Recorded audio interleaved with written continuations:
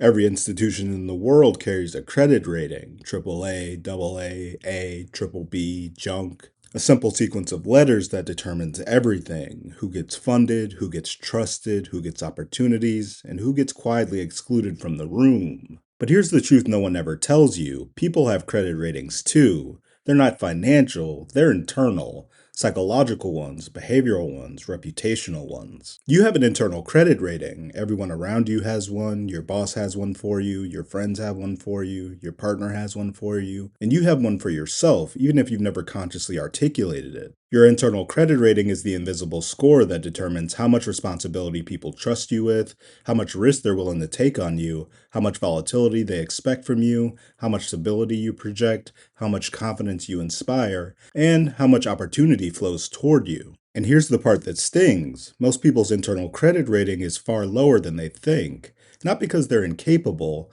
but because they're inconsistent, volatile, or unaware of how their behavior is being priced by the world. Institutions don't guess, they measure, they model, they rate, and they predict. If you want to think about your life the way institutions think about billions, you need to understand the systems they use to judge reliability and apply it to yourself.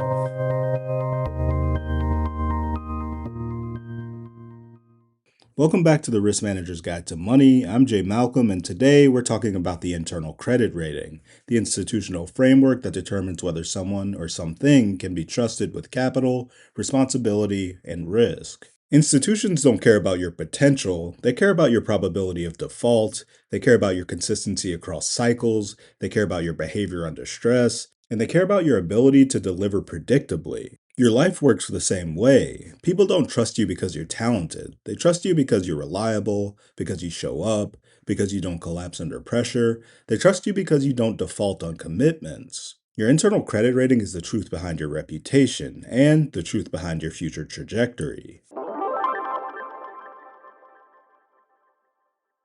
Good institutions judge stability before anything else. Not brilliance, not ambition, not charisma, stability. Stability is the ability to maintain performance across environments, not just when things are easy, but when conditions shift, when pressure rises, and when uncertainty increases. People think they're judged on their best days, but they're judged on their average days, they're judged on their worst days, and they're judged on how predictable they are when the environment becomes unpredictable. Stability is the first pillar of your internal credit rating because it answers the most important institutional question: can we count on you? So, if your emotional state swings wildly, if your productivity fluctuates dramatically, if your behavior changes based on mood, weather, or circumstance, your stability score drops, and so does your rating.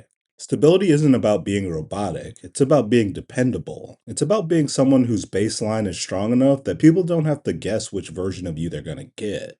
Institutions hate volatility, not because volatility is inherently bad, but because volatility is inherently unpredictable. A volatile asset might perform well, but it can't be trusted. A volatile person might be brilliant, but they can't be relied on. Your emotional volatility, your swings, your reactions, your impulsive decisions all feed into your internal credit rating. If people don't know which version of you they're going to get, your rating drops. If you're stable one day and chaotic the next, your rating drops. If you're confident in calm environments but collapse under pressure, your rating drops. Volatility is the silent downgrade. It's the behavioral tax you pay for inconsistency. It's the reason people hesitate to give you responsibility, even though they like you. Institutions price volatility ruthlessly. Your life does too, whether you realize it or not. Liquidity is one of the most misunderstood concepts in personal life and one of the most important in institutional risk. Liquidity is your capacity to absorb shocks without breaking. It's your ability to take on responsibility without collapsing. It's your ability to handle pressure without defaulting. Institutions judge liquidity in multiple dimensions: financial liquidity, operational liquidity, time liquidity, emotional liquidity. Life mirrors this. If you're always at capacity, if you have no margin, if you're one unexpected event away from a meltdown, your liquidity score drops, and so does your rating. Liquidity is the difference between "I can handle this" and "I'm drowning but pretending I'm fine." People with high liquidity get upgraded. People with low liquidity get downgraded, not because they're weak, but because they're fragile. Default risk is the core of every institutional credit rating. It's the probability that you won't deliver what you promised. Default risk is simple. Do you do what you say you'll do? Do you follow through? Do you deliver on time? Do you maintain standards? Do you keep commitments even when conditions change? People don't remember your intentions. They remember your defaults. They remember the times you didn't show up. They remember the promises you didn't keep. And they remember the deadlines you missed.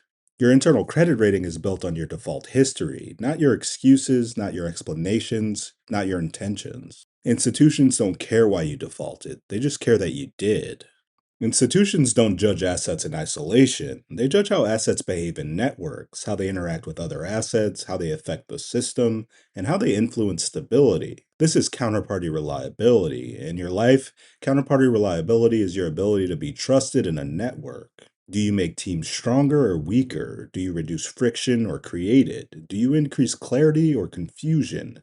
Do you stabilize or destabilize the environment? A reliable counterparty gets upgraded, an unreliable one gets downgraded, even if they're talented. Counterparty reliability is the difference between being seen as an asset and being seen as a liability. Institutions upgrade ratings slowly, but they do upgrade, and the same is true for you. Upgrades don't come from dramatic gestures, they come from patterns, consistency, they come from predictability, they come from reliability under pressure. You upgrade your internal credit rating by increasing stability, reducing volatility, building liquidity, lowering default risk, and strengthening counterparty reliability. Upgrades are earned through repetition, through discipline, and through showing up in the right way every day, especially when it's inconvenient. Upgrades are not about perfection, they're about trajectory.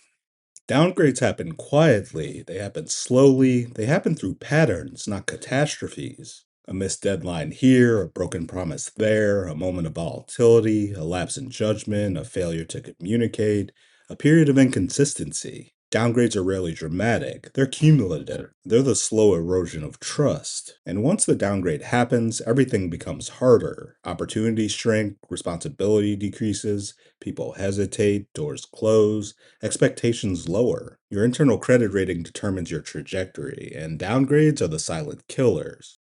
Your internal credit rating is not about perfection. It's about reliability, it's about predictability, it's about stability, and it's about trust. Institutions don't need you to be flawless. They need you to be dependable. They need you to be consistent. And they need you to be someone who doesn't default. Your internal credit rating is the truth behind your reputation and the truth behind your future. The world is constantly rating you. The question is, are you rating yourself? So, if you remember one thing from this episode, remember this: your internal credit rating is not a metaphor, it's a real system running quietly in the background of your life, shaping how people treat you, how opportunities flow to you, and how far you're allowed to rise before the world decides you're too risky to trust with more.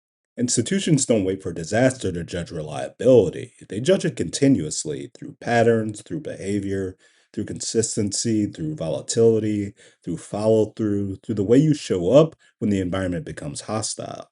Your life works the same way. Every interaction is a data point, every commitment is a test, every moment of pressure is an evaluation, every default is a downgrade, and every act of stability is an upgrade. Your internal credit rating is built on how you behave when no one is watching and how you respond when everyone is. And the truth is simple: you don't rise to the level of your ambition, you fall to the level of your reliability. If you want to change your future, change your rating. If you want to change your rating, change your patterns. If you want to change your patterns, change what you tolerate from yourself. Your internal credit rating is the most important mirror you have, and the moment you start managing it the way institutions do, your life begins to compound in ways you've never experienced. Thanks for listening to the Risk Manager's Guide to Money. If this episode helped you see your life the way institutions see their balance sheets, through stability, liquidity, and default risk, share it with someone who's trying to build reliability in a world that rewards consistency. Institutions don't rise because they're talented, they rise because they're dependable. And hopefully now, so are you. If you haven't subscribed yet, now's a good time. I'll see you in the next episode. Signing off.